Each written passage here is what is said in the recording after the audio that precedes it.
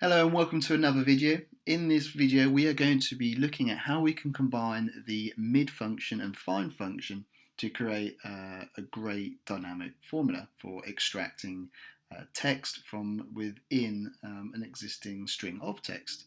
For each of these functions we have addressed and looked at them in detail in separate videos, and those links should be appearing on the screen now. If you haven't already checked those out, please do. It's a great way to make sure you've got that full understanding of how each function works independently or on its own. Or if not, just reference back to them if needs be, and they'll give you a good sort of nudge or memory if needed. But in this video we'll try and step through how the two work together. So what we've done on this slide, so we'd always start when we look at functions on a slide similar to this. This is taken from the mid function, but we've also just added on to this how the find function is going to supplement this this function of mid.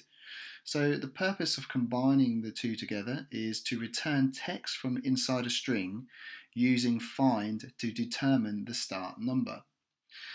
So as we know with the mid function, there are these three inputs. So we've got text, which is the text from which we want to extract characters, or number one being the cell reference, what contains the string we want to extract from. Number two is the number or the start number, so this is where we want to start extracting from, and the third is then how many characters do we wish to extract from that starting position. So the main difference what we have here is for this second input of the mid function, rather than inputting a static number to represent a position, we're then going to enter our find function here into number two.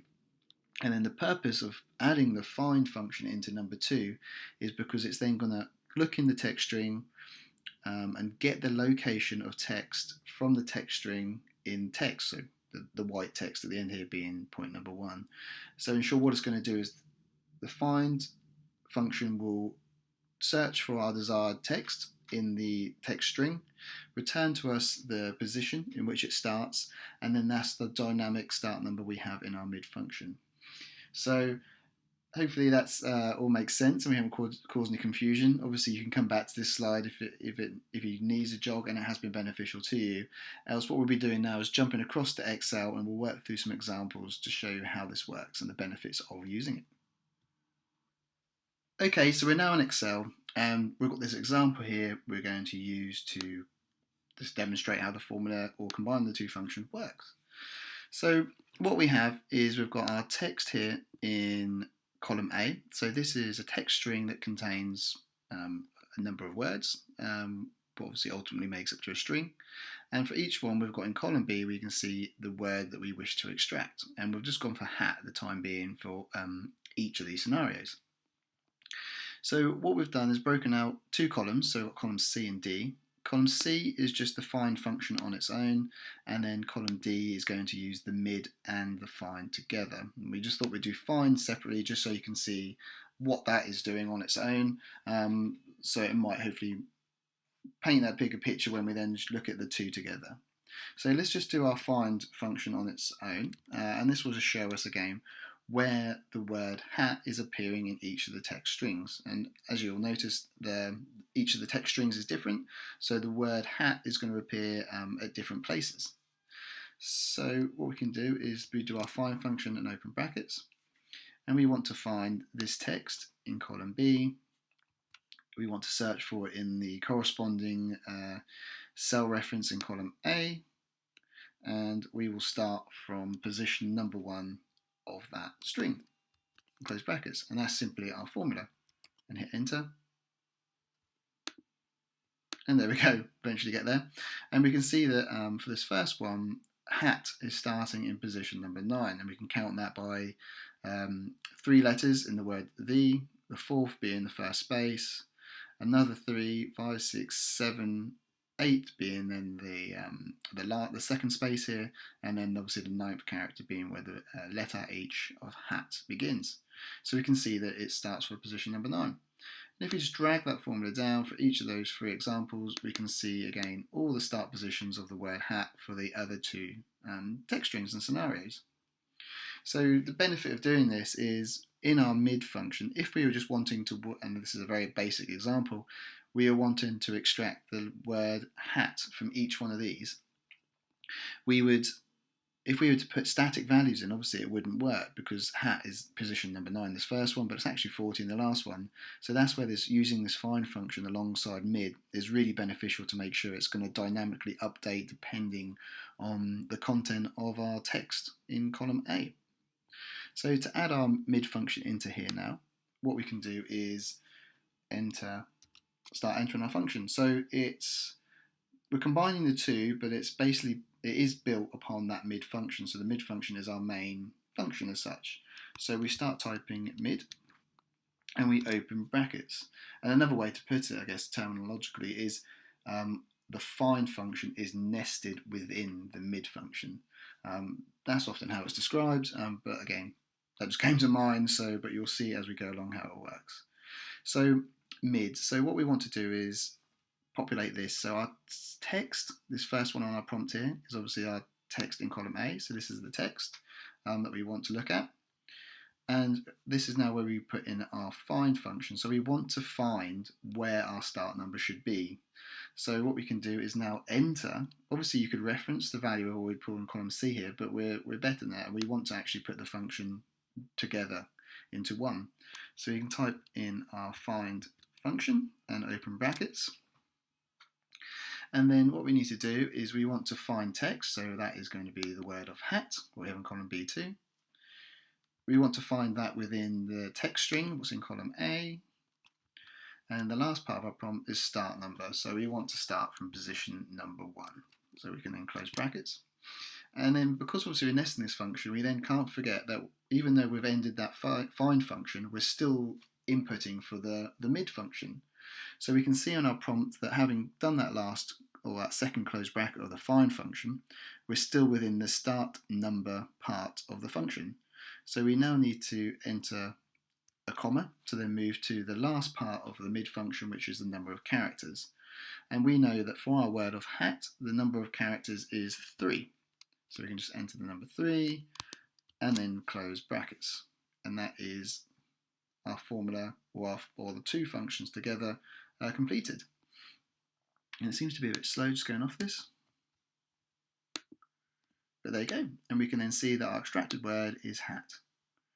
As we drag that down, we can see that even though the position of hat is changing in each one of those, we can actually see that it's updated and we have extracted that correct word.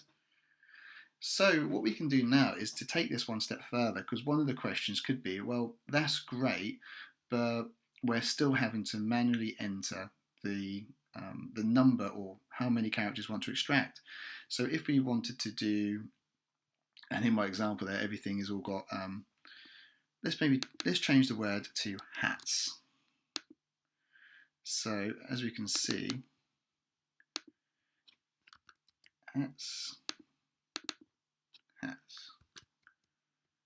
Perfect. So in this scenario, obviously we've got, and I'm building upon obviously what we had in there. So it's still going to find the word of hat because it's still present in our text string. It's just obviously the start of, it's not including the S. And if we want to extract our word hats now, and hit enter, and let's just drag this down.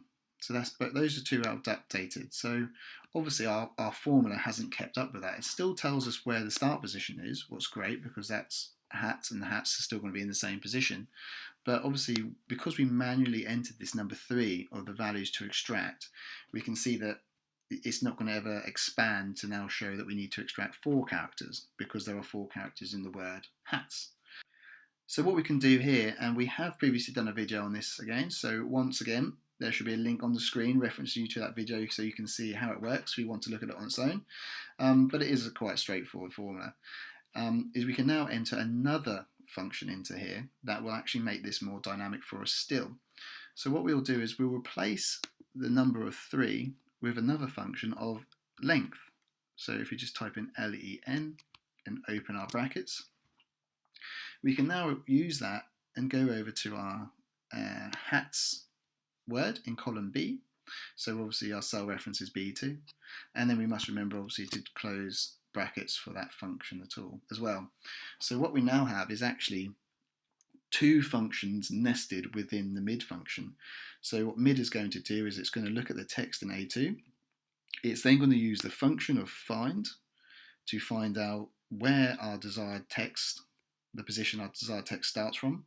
And what it's also going to do is for the length of the number of characters to extract, it's also then going to reference our extract word of hats, identify how many characters are in that word, and then obviously determine how many to extract.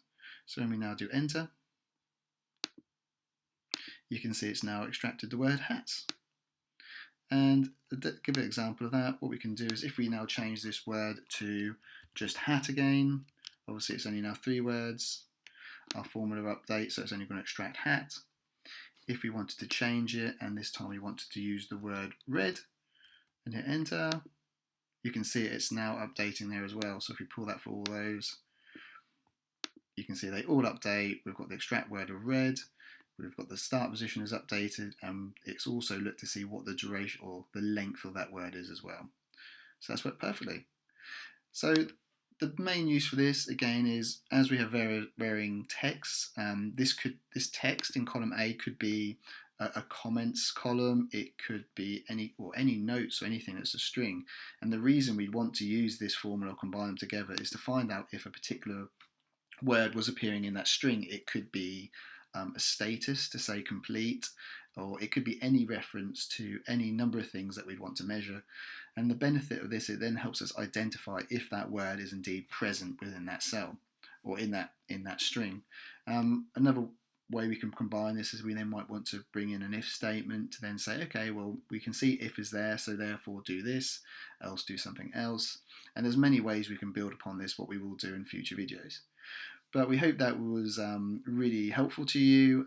Again, if you haven't used that before, give it a try. I'm sure there's many uses you'll find for it once you get used to how combining those functions together can work and give a great result. So if you haven't already, please don't forget to subscribe to our channel, hit that notifications bell to make sure you don't miss any of our future videos, as we have still lots more to come. Thank you very much once more, and we'll see you again in the next video. Thanks.